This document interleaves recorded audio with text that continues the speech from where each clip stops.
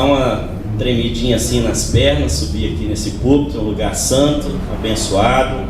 E eu quero agradecer a Deus por essa oportunidade, pedir a Ele também o perdão, pelos pecados, pelas falhas, porque o lugar santo do Senhor a gente tem que estar com reverência e com ordem. Quero agradecer também a bispa, nosso apóstolo, por essa oportunidade que ele está me dando de estar aqui na presença do Senhor e ser um canal de bênção na vida dos irmãos. Amém? Amém. Eu prometo aos irmãos que eu vou pregar de Gênesis e Apocalipse, que nós vamos ler bastante a Bíblia, entender a Bíblia.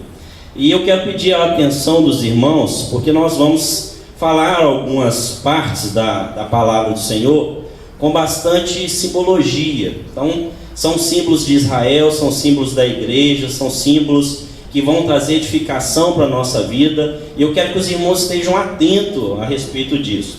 Nós estamos dentro dessa campanha abençoada, maravilhosa. Os irmãos vão levar hoje para casa a terra de Obed-Edom, como um ato profético que simboliza a entrada do poder de Deus na nossa vida, desatando e nos prosperando. Amém? Amém. Então, em nome do Senhor Jesus, os irmãos estejam atentos. Mas para que a gente possa entender qual é a virtude, qual é o poder, qual é a graça da maravilhosa dessa terra, nós precisamos entender o que é a terra prometida. Amém? Precisamos entender o que a terra prometida também traz. Porque a gente às vezes imagina a terra prometida, se nós olharmos a natureza bela, as coisas que tem aqui no Brasil, concordo que nós temos uma natureza muito mais operante, mais rica do que aquela terra lá de Israel, que muitas vezes é uma terra que é um deserto na sua grande maioria. Mas nós temos que entender o contexto profético disso, porque que Deus estava falando, estava trazendo ali para o povo de Israel aquela palavra da terra que mana leite e mel. Então, para isso, irmãos, vamos ler a palavra do Senhor em Deuteronômios capítulo 8, o versículo 7 e o versículo 8, em nome do Senhor Jesus. Os irmãos podem continuar. Vamos nos colocar de pé para essa primeira palavra, para que, com reverência ao Senhor, para que nós possamos estar mostrando ao Senhor que nós queremos entender a palavra dele. Amém? Deuteronômios capítulo 8, versículo 7 e versículo 8. Diz assim a palavra do Senhor. Amém? Todos acharam? Amém. Amém. Diz assim a palavra do Senhor: porque o Senhor teu Deus te mete numa boa terra, terra de ribeiros de águas, de fontes e de abismo, que saem das vales e das montanhas, terras de trigo e cevada, de vides, figueiras, romeiras, terra de oliveiras, abundante de azeite e mel. Amém? Amém. Então eu quero que os irmãos repitam comigo o que tem na terra prometida. Eu vou falar, os irmãos repitam e prestem atenção no que estão falando para que isso fique gravado. São 7 frutos da terra prometida. A primeira seria trigo. Os irmãos digam, repitam, trigo. A segunda seria cevada. Vides. Figueiras. Romeiras. Oliveiras. E mel. Em algumas traduções aqui, quando fala mel, fala-se da tâmara, aquela fruta que dá lá no deserto. Tâmara. Podeis assentar, irmãos. Amém? Irmãos, essas não dá para entender o que é a promessa do Senhor, o que é a terra prometida do Senhor, sem nós estarmos meditando primeiro nessas 7 frutas ou cereais, que seriam os 7 frutos da terra de Israel. Então nós precisamos estar meditando nisso. E nós vamos estar com um pouquinho de ênfase na romeira, tá? Que a romeira, todos sabem que é o romã. Só que o nosso romã aqui, ele é pequenininho. Lá em Israel ele é maior, é uma árvore maior e ele é bem vermelho, tá? Então primeiro vamos lá, para meditar nisso daqui, a terra do Senhor, a terra que o Senhor nos prometeu, ela vai ter trigo. O trigo, ele fala da provisão, do alimento humano, ele fala também da palavra de Deus. O trigo, ele é a provisão do Senhor, nas nossas vidas, então ele fala a respeito do alimento humano. A cevada ela fala da provisão para o animal, para o alimento do animal. Ou seja, nos nossos dias contextualizando, fala a respeito da bênção do Senhor no nosso trabalho. Então, se nós estamos desempregados, o Senhor vai nos dar um emprego para que nós possamos prosperar e ter condições de alimentar. Então, o alimento daquela época, que as pessoas eram fazendeiros, eles só vinham se eles tivessem animais. Então, eles tinham que criar lá, quem nasceu aí na roça aqui, né, no nosso contexto, tinha que criar uma galinha, tinha que criar um porco, tinha que criar um cavalo. E lá naquela região, para criar esses animais, teria que plantar cevada e tinha que dar cevada para que pudesse fazer. Porque quando chegava na época do frio, tinha que ter um estoque de alimento para alimentar os seus animais. E também tinha que ter a videira. A videira, é a uva, né? Ela fala do alimento espiritual, ele fala também da alegria do Senhor. Então, se na terra prometida, nós não podemos estar numa terra prometida se nós não tivermos alegria, se o Espírito Santo de Deus não estiver habitando para que nós tenhamos alegria, essa alegria espiritual, essa provisão espiritual. Fala também lá da figueira.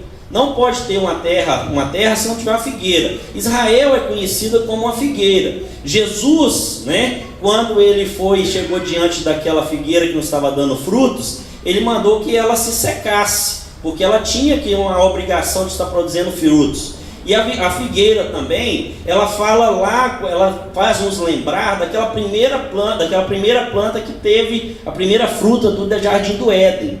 Lá ela faz lembrar do pecado também de Adão. Então a figueira também, ela traz o julgamento do bem e do mal. Quando você olha lá em Jeremias, né? E quando você olha lá em Jeremias, tem um versículo que fala que seria arrancada a videira má e seria queimada, e a videira boa prosperaria, mesmo estando dentro da Babilônia. Então está falando aqui da provisão do Senhor, que nos livra também do mal e do pecado. Isso é a raiz da figueira. E também fala a respeito aqui da romeira, mas nós vamos pular a romeira que eu vou falar no final. Vou falar da oliveira. A oliveira fala do azeite, né? É aquela azeitona nossa lá, que eles produzem o azeite lá em Israel, e aquilo é amassado. Aquela primeira amassadinha ali era mandada como a primícia para o templo do Senhor. Naquelas borras ali eles queimavam incessantemente no altar do Senhor. Então a oliveira fala da presença de Deus que queima incessantemente na vida daquele que está dentro da promessa, amém? Amém. Então essa aí é a oliveira. E fala também da tâmara. A tâmara é o mel. É o mel. Uma tamareira, dentro da sua normalidade, ela leva até 70 anos para produzir. Então quando ela produz um fruto que é tão doce, que é mais doce do que o mel. Isso aqui fala da paz do Senhor. Tem como você estar numa terra prometida sem você ter a paz? Irmãos, tem como estar numa terra prometida sem ter paz? Existe como você está gozando de uma coisa maravilhosa do Senhor, se dentro da sua casa não tem paz? Tem como você estar bem no casamento se você não tem paz, se não tem comunhão, se não tem amor, se não tem alegria, se não tem felicidade? Tem? Então não tem. E aí, irmãos, o outro fruto é a romeira, a romanzeira, é o romã. Lembrando que o romã, lá de Israel, ele é maior e ele tem uma semente, tem as sementes vermelhas, tá? A romanzeira aqui, ele lembra também da fertilidade, porque a romanzeira, lá em Israel, ele tem 613 caroços, e o povo de Israel, eles comparam a romanzeira como se fosse, dentro da palavra do Senhor, a romanzeira, ela tipifica a igreja do Senhor. Lá em Cantares, ele fala, Salomão, dentro daquela linguagem profética que lembra tudo a igreja do Senhor, ele compara a mulher a uma romanzeira. A mulher sempre é lembrada e tocada como a igreja. A mulher lá de Cantares tipifica a igreja. Então ele fala que a mulher é como a romanzeira, no seu formato, na sua fertilidade, na quantidade de frutos que tinha dentro dela, na vermelhidão da cor das suas sementes, as suas 613 sementes revestidas com um fluxo, com um pequeno invólucro vermelho, e esse invólucro vermelho ali tipifica o sangue do Senhor Jesus que está revestindo toda a igreja e trazendo união entre os irmãos. Por isso são 613 caroços lá de Israel, e esses 613 caroços são equivalentes, os judeus falam, a 613 leis do Mitzvah, que é o testamento, o Velho Testamento, lá onde tem as leis de Israel. Então eu quero só que vocês tenham esse paralelo, para lá na frente nós vamos voltar nessa situação da romeira. Então a romanceira, 613 caroços, e ela, quando é espremida aqueles caroços ali, ele dá um suco vermelho. Os irmãos aí que vão lá em Israel, quando você chegar lá no mercado lá de judeus, vocês vão ver eles tomando esse suco, porque aquele suco ele é vermelho, da cor de sangue, e aquele suco eles dizem que ele tem uma função de rejuvenescer, que ele aumenta a longevidade, e eles falam que ele cura qualquer doença. A casca, até aqui mesmo na romã, eu cansei de fazer gargarejo para curar a garganta. Então o romã ele cura qualquer doença. Então, lembrando que o romã tipifica a igreja do Senhor, que tem 613 caroços, que obedece a 603 leis do Senhor, que tem a cor vermelha coberta pelo sangue do Senhor, e a igreja do Senhor, ela cura qualquer doença. Aleluia! Aleluia! Então nós somos a igreja do Senhor, que cura qualquer doença, porque nós somos revestidos pelo poder do sangue do Senhor Jesus, e vivemos união. Aleluia. E vivemos em união, e estamos cheios e revestidos do poder de Deus, amém? Amém, aleluia. Então, irmãos, essa situação é a situação em que nós vamos herdar, ou que nós vamos herdar a partir de agora, a partir do momento que tomarmos posse do poder e da presença do Senhor. Nós vamos herdar os 7 frutos.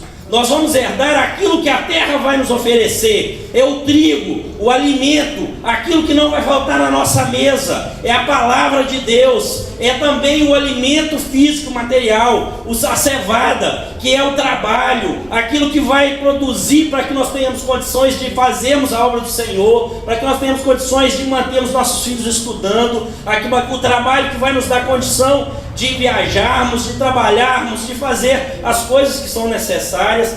A videira, que vai ser a provisão do Espírito Santo de Deus na nossa vida, aquele que nos traz fé. A figueira, que vai ser afastar-nos do mal, trazer-nos para a presença do Senhor. Aquele fruto que vai apagar o pecado de Adão e nos trazermos para o pecado, para fora do pecado. Aquele fruto que vai afastar o pecado de Adão e trazer para o segundo Adão, que é Jesus Cristo. Aleluia. Amém? A romanceira, a igreja do Senhor, onde nós vamos viver em união. A oliveira, o azeite que jamais vai se apagar na nossa casa. E a tâmara, a paz do Senhor, que vai ser revestida na nossa vida, amém? Então os irmãos entenderam bem essa parte, né? Para que a gente possa entender como que o povo de Deus alcançou a presença do Senhor, alcançou a terra prometida, foi da seguinte forma: o povo de Deus vivia no Egito, eles eram escravos no Egito. Eles foram para o Egito por um acaso? Não, dentro de um plano do Senhor, porque o Senhor já tinha entregado em profecia para Abraão que os filhos dele seriam escravos durante 400 anos no Egito. Isso aqui fala do tempo do Senhor. Então o Senhor permitiu que José se tornasse governador do Egito, fez com que ele se tornasse governador do Egito. O povo foi para o Egito, viveu em Gósen. Aí a gente pensa assim, mas ele foi para Gósen, um lugar... Não, José, quando colocou o povo lá, ele colocou na melhor terra do Egito. Então quando o povo foi para Gósen, era uma planície banhada pelo rio. Lá quando fala assim, lança teu pão sobre as águas, é porque ele pegava o trigo, lançava na cheia do Nilo, e quando as águas se abaixavam, o trigo brotava. Era a melhor parte do Egito. Só que eles prosperaram, enriqueceram, cresceram. Tanto que é o seguinte, meu amigo, eles cresceram muito mais do que os egípcios. Eles tinham filho demais, porque o Senhor fez com que fosse assim. Só que José morreu, e aí veio o faraó, que não conhecia José, e começou a temer o povo de Israel, começou a escravizar. Veio Moisés, todos sabem da história, tirou o povo do Egito. Vamos pular essa parte para chegar onde a gente quer, que senão vai se estender muito.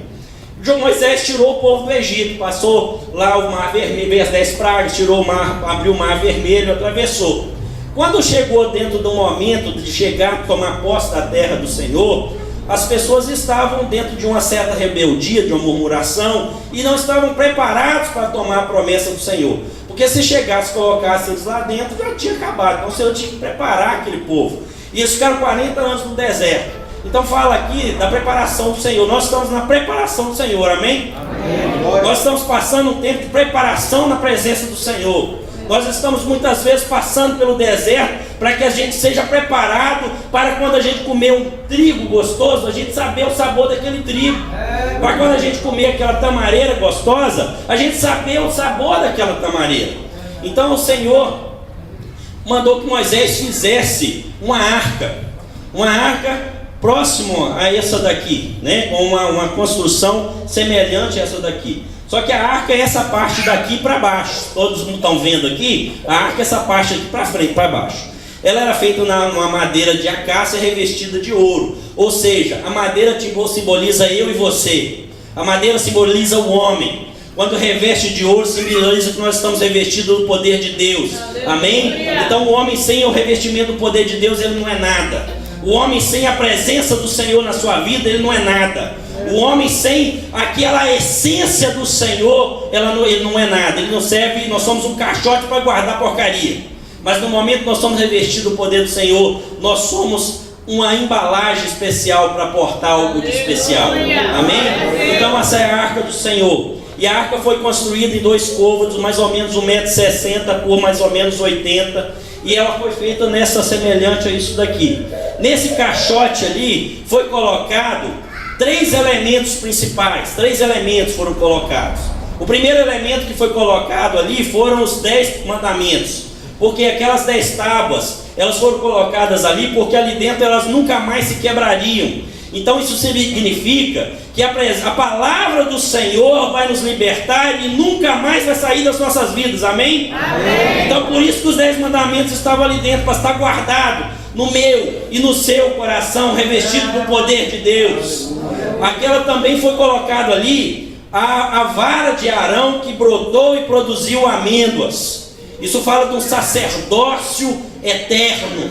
O Senhor, Ele elegeu a mim e você para sermos sacerdotes na casa do Senhor. Amém? Nós somos um sacerdócio eterno que foi nos dado e nos colocado em nós através de Jesus Cristo, que foi o sacerdote eterno, que Ele que é o nosso sacerdote, e foi nos dado o direito de sermos reino e sacerdócio do Senhor. Amém? E foi colocado ali dentro também o maná. O maná era aquele pão vivo que descia do céu. Até hoje as pessoas tentam explicar o que é o maná.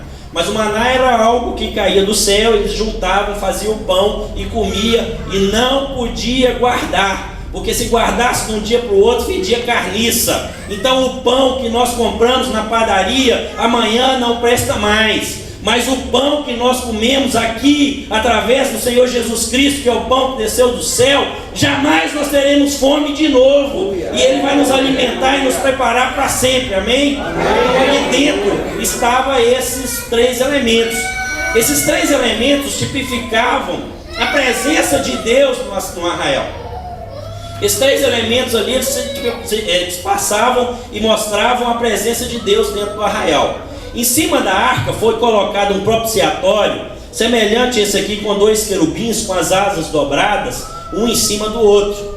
E lá na palavra do Senhor diz que Deus, Ele pegou os artífices e Ele desceu o Espírito Santo dele sobre aquelas pessoas que eles fizeram algo tão maravilhoso que mesmo esse artista bom que nós temos aqui consegue imitar o que ele fez lá, de tão maravilhoso. Porque lá as asas, elas dobravam e encontravam em cima, os joelhos se dobravam e encontravam aqui embaixo, nesse plano, simbolizando que a presença do Senhor é contínua e eterna, que ela é, tudo aquilo que é ligado no céu, é ligado tudo aquilo que é ligado na terra é ligado no céu, amém? E ali nesse propiciatório, Deus descia e o fogo consumia, e todas as vezes que Deus aparecia, Ele estava aqui dentro. Essa era a simbologia da presença do Senhor no meio. Aqui é pelo seguinte: somente os levitas podiam carregar a arca do Senhor. Você sabe por que é só os levitas que podiam carregar a arca do Senhor? É porque o Senhor é exigente? Não, porque o poder de Deus só pode ser transportado por mim e por você. Porque o poder de Deus só pode ser transportado pelo homem. Ele não pode ser transportado pelas coisas. Deus precisa que a gente esteja na presença dele para que ele desça, para que ele faça a obra, para que ele trabalhe. Nós somos um canal de bênção do Senhor. Amém? Então, todas as vezes que o povo de Deus ia para uma batalha, eles estavam dentro de um acampamento no meio do deserto. Se ia mudar daqui para lá, levantava-se os sacerdotes, tocava o chofar, como o irmão toca ali, ele já explicou como funciona, tocava o chofar, os sacerdotes levantavam a arca e ia, e todas as vezes as tribos iam em ordem, tomando a frente, mas a arca do Senhor ia sempre à frente. Até que chegou um momento em que Moisés, depois passou o cargo para Josué, e Josué tomaram aquelas terras. E os irmãos já conhecem a história. Derrubou Jericó, tomou as terras lá dos moabitas, de todas aquelas pessoas que estavam lá, que Deus já havia te dado essa promessa. E veio acontecendo até que chegou um momento em que foi estabelecida uma certa comodidade. E o povo já tinha tomado várias terras. E eles já estavam habitando, cada tribo dentro da sua própria possessão. Mas eles desobedeceram a Deus. Eles desobedeceram a Deus e estavam vivendo em comum acordo com aquelas pessoas que eram ali daquela terra. Então Deus mandou, vai lá e mata os moabitas. Eles estavam casando com as mulheres moabitas. Vai lá e mata os filisteus. Eles estavam casando com as mulheres filisteias. Vai lá e faz tal terra. Eles estavam lá em casamento, vivendo em comum acordo. Até que esse processo da arca chegou em um sacerdote chamado Eli. Eli era um sacerdote que Deus tinha tanto prazer na presença dele, que falou, farei de ti um sacerdócio eterno. Mas depois Deus começou a ver o que ele fazia com os filhos dele, e falou assim, arrependo-me daquilo que eu pensei a seu respeito. E Deus não deu mais Eli nem descendência. Porque Rufino e Finéias, que eram os filhos de Eli, quando as pessoas vinham para sacrificar, essa é a importância. Quando foi estabelecido ali o tabernáculo, as pessoas tinham que trazer a sua oferta e ser sacrificada. E quando eles sacrificavam, matavam o cordeiro, como simbologia do símbolo do pecado perdoado, eles pegavam, aspergiam naquele sangue e lançavam sobre o propiciatório. E o poder de Deus consumia aquela oferta. Então as pessoas tinham seus pecados perdoados. Amém? Então aqui, irmãos, Eli, ele chegou dentro daquela situação em que o Rufino e Finéias, em pecado, começaram a tomar conta da arca. Até que os filisteus se levantaram, e aí os irmãos também conhecem a história. Eles pegaram aquela arca, foram para diante dos filisteus, perderam a guerra, porque na presença de Deus só pode ser conduzida por aquele que tem temor a Deus. Amém? Amém? A presença de Deus só pode ser conduzida por aquele que tem temor a Deus, por aquele que é portador da chama do Senhor. Então, por mais que a pessoa seja profeta, por mais que a pessoa seja sacerdócio, se ele não estiver na posição, na presença, o poder de Deus, ele não se manifesta para vangloriar pessoas que não estão na presença do Senhor. Amém? Tudo que partir a respeito, fora disso, já não é mais a presença do Senhor. Então, irmãos, dentro dessa situação ali, ele perdeu a arca.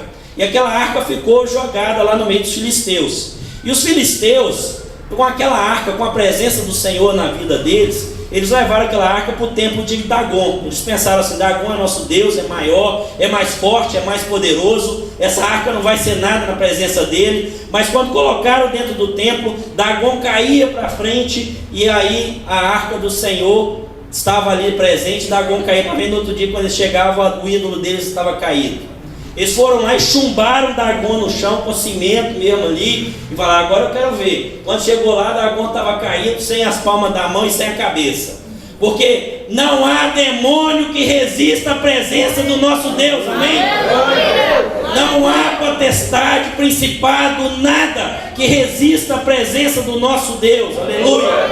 Glórias a Deus. Então, irmãos, dentro desta situação, continuando aqui essa história, quando a arca foi perdida, Rufino e Finéias morreu, Eli caiu, morreu, quebrou a cabeça. A nora dele colocou o filho dele de Icabode, que significa foi-se a glória de Deus. Irmãos, nós temos que ter cuidado para a gente não perder a glória de Deus na nossa vida.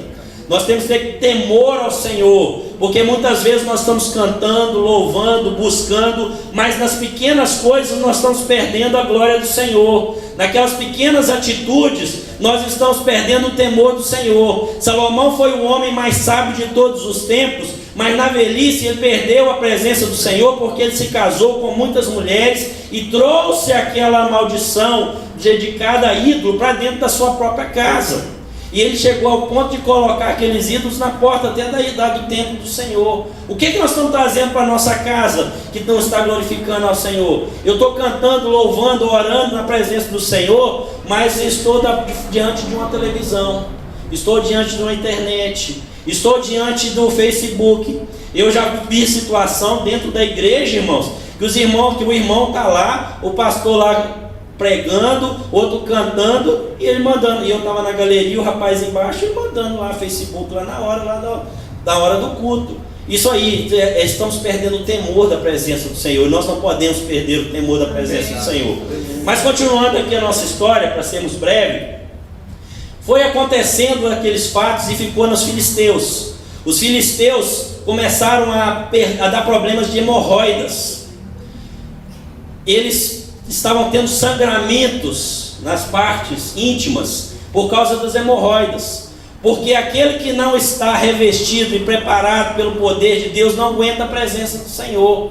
O mal não aguenta a presença do Senhor.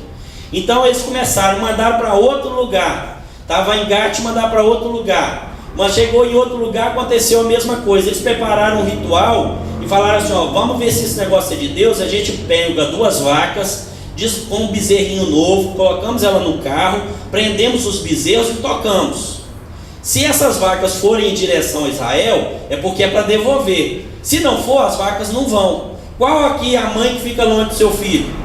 Vocês já foram na roça, vocês já viram como é que vaca pega quando está com o bezerrinho novo? Elas não saem de perto. E eles colocaram aquele carro novo, jogaram aquilo em cima, naquele ritual. As vacas desesperadas saíram correndo em direção a Israel, porque até os animais reconhecem o poder de Deus. Então por que eu e você não vamos reconhecer? Então, irmãos, aquela arca foi para uma cidade e depois ela chegou finalmente, lá para resumir a história, que já foi contada no domingo passado, ele chegou na casa de Abinadab. Abinadab pegou aquela arca, colocou na sua sala e tratou aquilo como uma mobília. Ficou 20 anos lá. E ninguém tirava a toalha, jogava para cima da arca, né? Os meninos ficavam brincando ali em volta de pique, um corre para lá, um corre para cá, sem o respeito devido na presença do Senhor. E olha que era um sacerdote, olha que era um homem que deveria conhecer, mas estava ali tratando sem respeito. Aí, quando chegou o momento em que Deus levantou Davi, que foi, guerreou, tomou o território, cumpriu aquilo que o povo não tinha cumprido, Deus falou para o povo para matar, não matava. Davi chegou lá, matava, era 200, 300 filisteus com a própria mão. Os ajudantes de Davi matavam, era 800 homens numa vez só com a espada. Então Davi foi um cumpridor da promessa de Deus para aquele povo, amém? Foi um cumpridor. Davi foi ali o homem em que ele trouxe os frutos da terra para poder trazer a bênção para Israel. Porque Israel estava vivendo ali no meio do povo, mas estava sendo escravo. Estava sendo escravo dos edonitas, estava sendo escravo dos filisteus, estava sendo escravo dos moabitas, estava sendo escravo. Até que Deus levantou Saul, que começou a fazer, pecou. Depois Deus levantou Davi, que tomou conta e posse daquela terra. Até o momento em que ele chegou e tomou posse de Jerusalém, aonde seria chamada a cidade de Davi, aonde nós vamos até hoje para prestar culto ao nosso Deus, porque lá foi estabelecido um vínculo eterno com o Senhor naquele lugar. Tanto que a palavra do Senhor fala da Nova Jerusalém, tanto que a palavra do Senhor, Deus se agradou de maneira que Ele transformou aquele lugar num lugar santo. E Deus já estava fazendo isso já desde Abraão. Quando Abraão foi sacrificar Isaac, Ele foi lá no monte, lá no Moriá, que fica lá na situação de Jerusalém. Quando Deus levou Jacó, que dormiu lá em Betel, fica também naquela região lá. Então Deus já estava testificando, e todas essas coisas se cumpriram ali em Davi. E Davi, naquela alegria, naquela felicidade, falou assim: eu lembrei que tem uma arca aí que simboliza a presença de Deus. Então eu preciso de trazer a presença de Deus para dentro do meu reino. Porque Davi era um homem esperto, ele era um homem inteligente. Como que ele iria unificar um povo que não tivesse a presença de Deus?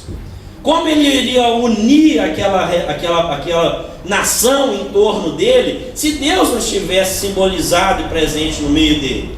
Como que ele iria trazer prosperidade para aquele povo, se o pão do céu não tivesse ali no meio? Como que ele iria trazer ali uma essência de adoração na presença do Senhor, se o símbolo do sacerdócio eterno não tivesse no meio dele? Como que ele iria trazer ali um temor naquele povo para andar segundo as obras de Deus, se não estivesse no meio dele a palavra de Deus, lá os 10 mandamentos? Então Davi falou: vamos fazer. Quem é que onde está a arca? Na casa de Abinadab. Chamou os 30 conselheiros lá, 30 mil conselheiros. Vamos lá? Vamos. Por que 30 mil? Porque 30. 30 é um número profético. Jesus começou o seu ministério com 30 anos. Isso aí está falando de um tempo de Deus. Isso aí está falando de uma eternidade, de algo que deveria acontecer e era o momento de acontecer. Tanto que todo Israel foi unânime em aprovar. Mas aí, irmãos, eles vão trazer a arca. Aí Davi chegou para Abinadab: vamos levar a arca. Vamos. Como é que leva? Vamos arrumar um carro novo, a gente bota em cima. Por quê? Foi assim que eles receberam os filisteus, em cima de um carro novo. Irmãos, nós estamos dentro da igreja deixando que o mundo dite para nós as regras. Eles pegaram e fizeram a mesma coisa que os filisteus, vão botar no carro novo. Nós estamos dentro da igreja seguindo aquilo que os filisteus estão nos falando, mas tinha lá na palavra do Senhor uma regra de fé e prática que deveria ser seguida, e eles não se conheciam porque não praticavam, eles não conheciam porque não estudavam. Oséias 4,6: o meu povo perece por não conhecer a minha palavra. Nós estamos perecendo por não conhecer. Então tudo aquilo que é novidade que está lá fora, nós estamos trazendo. As pessoas estão vivendo aqui promessas na vida dele, é aquele show que está dando lá na Globo e passando de noite. Nós estamos permitindo que as pessoas estejam trazendo promessas para nossas vidas. Aleluia, promessa, Senhor. Mas liga lá às vezes a televisão e está lá na hora que passa a música lá da iniciação da novela, está só falando desgraça. É a cama de gato, é não sei o que, é que você vai, não sobe mais, não levanta mais, você vai morrer porque tem mais que correr. Tem muita gente que está fazendo dentro disso daqui. Eu já vi situações em que na hora que o camarada vai fazer uma anunciação de um negócio lá, fala assim: o bicho vai pegar, né? Nós estamos trazendo aquilo que o filisteu está trazendo para a nossa vida. Não é isso que o Senhor quer. Tem uma regra de fé e prática para que a gente siga. Então quando chegou naquele momento, ele foi lá, Davi de boa intenção, de bom coração, chegou lá e falou: Abinadab, então vamos conduzir. Quando vai conduzindo aquela arca, um boi tropeçou. Uzá, na maior das boas intenções, ele já estava acostumado com a arca. Ele cresceu andando em volta daquilo lá. Mas na melhor das boas intenções, ele leva a mãozona dele. Quando levou a mão, aquilo rasgou ele de dentro para fora. O peso da arca não, o peso do poder, da glória do Senhor, que não pode ser de qualquer maneira. Então por isso ele foi ofendido e ele morreu. Isso causou um temor terrível em Davi. Então quando os irmãos vão lá em Samuel, vamos abrir aí a palavra, 2 Samuel. Irmão, deixa ninguém dormir não, tá?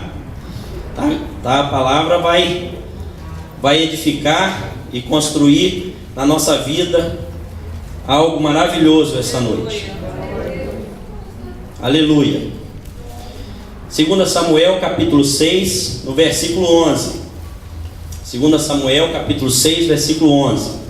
Eu quero que os irmãos estejam prestando atenção, porque até agora eu só fiz a introdução, tá? Então, em nome do Senhor Jesus: ficou a arca do Senhor em casa de Obed-edom, o geteu, 3 meses, e abençoou o Senhor a Obed-edom, e toda a sua casa. Amém? Amém. Então os irmãos entenderam até aqui a história, entenderam até aqui por que houve aquilo ali. Aí houve aquela situação ali porque era necessário algum conserto. Houve aquela situação ali porque Deus tinha um plano na vida de um homem. Houve toda aquela situação na nação inteira que estava vivendo em pecado, que veio consertando e que veio fazendo transformações e começou a obedecer a Deus, mas precisava de um conserto, e houve toda aquela mudança. Uzá morreu para que pudesse se cumprir na vida de um homem o plano do Senhor. Assim o Senhor faz na nossa vida. Ele muda uma lei para cumprir na nossa vida algo de maravilhoso. Ele quebra uma empresa se precisar para poder abençoar a vida de um irmão. O irmão estava endividado, vivendo já durante mais de 5 anos, a esposa com câncer e ele endividado, porque tinha feito um empréstimo no nome dele para um cunhado. E ele não sabia mais o que fazer. E aí, passado um tempo, ele começou a orar: Deus, muda minha história, Deus, muda minha história, Deus, muda minha história, Deus, muda minha história. Quando foi em janeiro, Deus falou: este ano eu mudo sua história. E ele ficou esperando. Quando foi até outubro, já estava chegando e nada tinha acontecido. Deus ainda não havia mudado, não havia feito nada na vida dele. Então, irmãos, ali naquele momento ali, Deus veio trabalhar na vida dos irmãos. Deus veio trabalhar na vida daquele irmão. E aquele irmão, ele teve uma grande bênção. Uma empresa que tinha feito um seguro, tinha quebrado, tinha fechado, e depositou 40 mil reais na conta daquele irmão. E ele foi abençoado tremendamente. E ele conseguiu pagar todas as suas dívidas. Então, quando fala de Obed-Edom, Obed, um homem que significa servo, Edom, que significa vermelho. Então, servo vermelho do pecado. Edom, ele era descendente dos Edonitas. Os Edonitas eram os descendentes de Esaú, que tinha trocado a primogenitura por um prato de guisado vermelho. Irmãos, aqui está tipificando um homem que era pecador. Ele era também geteu, porque morava na cidade de Golias, aonde tinha nascido Golias. Dentro da nossa descendência, às vezes, tem lá algo que está nos conduzindo para o pecado, a iniquidade, por causa da nossa descendência. Então, irmãos, ele aqui, Obed-Edom, naquele momento que recebe a arca na sua casa, ele era o servo do pecado, o servo do vermelho, o servo geteu, e agora ele passa a ser o servo do Senhor, que passa a adorar ao Senhor, que passa a buscar ao Senhor. E durante 3 meses a casa dele foi abençoada, e durante 3 meses a presença do Senhor fez com que fosse renovadas suas forças. 3 meses, porque fala aí de alguma coisa maravilhosa, porque todas as coisas são em 3 quando são abençoadas. Fala da plenitude de Deus. Jesus, ele morreu e ressuscitou em 3 dias. As três coisas maravilhosas: Pai, Filho e Espírito Santo, presente, passado e futuro, as 3 dias na barriga do peixe. Todas essas coisas significam e contemplam aí a plenitude de Deus. Então aqui, irmãos, Obed-Edom, ele recebe a presença de Deus, ele se prostra na presença de Deus, ele começa a interceder a Deus. Ele era um homem pobre, miserável, infértil, a sua esposa não dava filhos, mas ele passa agora. No primeiro mês vem a bênção, a sua esposa fica grávida, quem sabe. No segundo mês vem a prosperidade financeira. No terceiro mês vem a plenitude do poder de Deus. E essa plenitude é o legado que Obed-Edom quer para nós. Então aqui, irmãos, Deus cumpriu a promessa que tinha feito na vida de Obed-Edom. Deus necessitava de um verdadeiro adorador. Obed-Edom se tornou o porteiro na casa do Senhor, levita na casa do Senhor. Ele, depois, toda a sua descendência veio a servir ao Senhor. E é tanto isso que ele teve 8 filhos. O primeiro filho dele chamava Semaías. Esse Semaías quer dizer: Deus ouviu a minha oração. O último filho era Isacar, que Deus é meu salário. Então todos esses momentos Deus esteve e mudou a história de Obed-Edom. Essa é o legado que nós recebemos hoje de Obed-Edom, através da terra que o pastor vai entregar, o apóstolo vai entregar para nós em ato profético. Amém, irmãos? Essa é a história que nós vamos receber. Eu gostaria de ter aqui uma palavra, de ter muito mais tempo para nós. Quero chamar aqui o apóstolo que vai estar concluindo essa mensagem em nome do Senhor Jesus. Amém, queridos? Quantos podem levantar as suas mãos e dar uma salva de palmas bem forte para o Senhor? Glória a Deus, é extraordinário o que Deus está fazendo e o que Deus vai continuar a fazer neste lugar.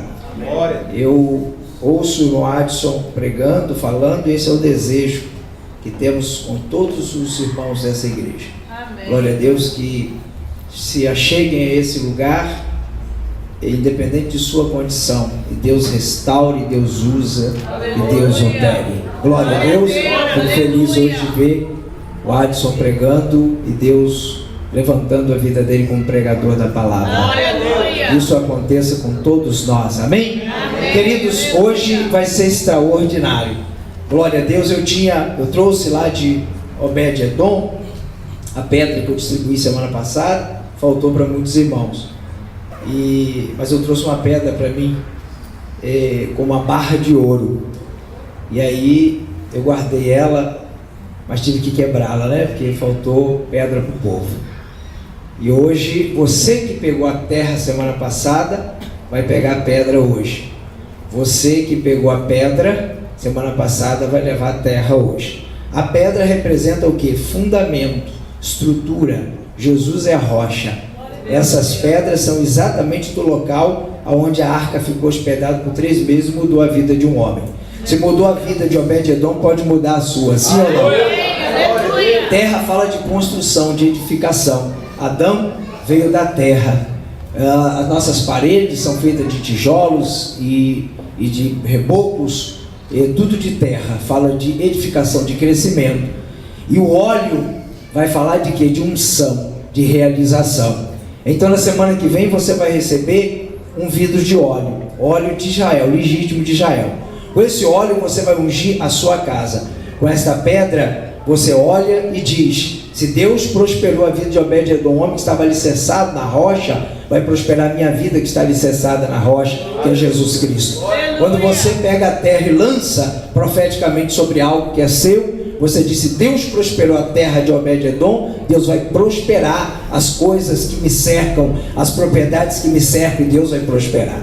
E quando você ungir a sua casa, a unção fala de proteção, de cobertura. Glória a Deus. Então semana que vem você vai receber uma unção, e dentro do óleo da unção vai ter um pouco de ramo de trigo e algumas folhas de oliveira. Tudo são atos proféticos. Nós estamos nos 12 atos proféticos de Israel. Glória a Deus. Por isso que todo mundo quer aquela terra. Quem está acompanhando os noticiários? Na verdade, como é que pode brigar por um pedacinho de uma terra menor do que Sergipe? Tudo seco.